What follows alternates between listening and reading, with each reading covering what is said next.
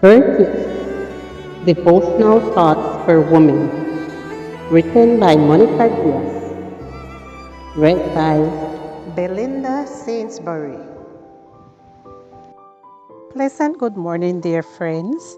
Today, July the 12th, our devotional is entitled, What Your Son Needs from You. A mother's love doesn't make her son more dependent and timid. It actually makes him stronger and more independent. Sherry Fuller. Yesterday, we mentioned 4 keys for a mother-daughter relationship. Today, we will talk about keys for a mother to raise her son. According to expert Daniel Flint, a son needs for his mother to not be coercive, not to force his will or behavior, or be repressive and inhibit him.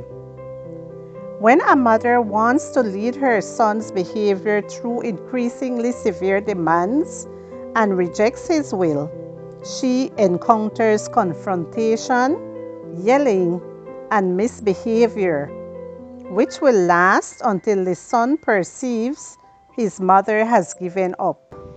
And then, the initial behavior she wanted to forbid ends up being reinforced. In other words, she will obtain the opposite of what she desired.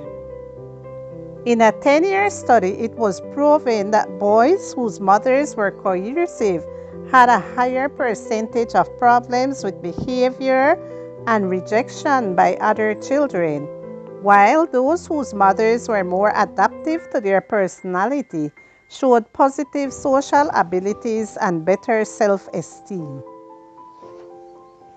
Minimize conflicts and maximize love.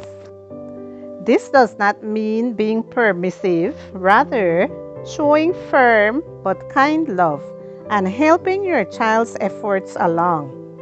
Thus, he will feel supported and free to be himself and will tend to behave well. Encourage him to make decisions. How? By educating through your example and not according to the phrase, do what I say, not what I do. To help your son have self-control and make decisions, he needs to realize you trust in him, that you are not trying to manipulate him, and that the relationship between you two are close. Avoid harsh criticism because it provokes resistance in children.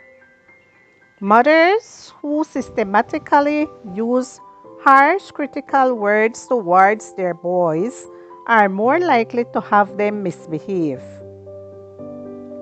The same goes for overprotection. Both extremes are negative in terms of your child's behavior.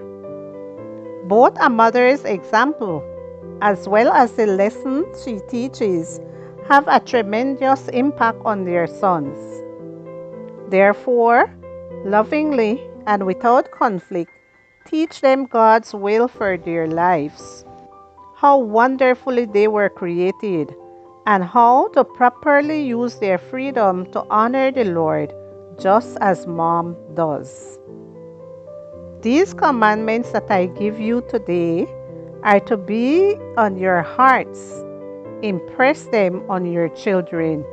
Deuteronomy chapter 6, verses 6 and 7.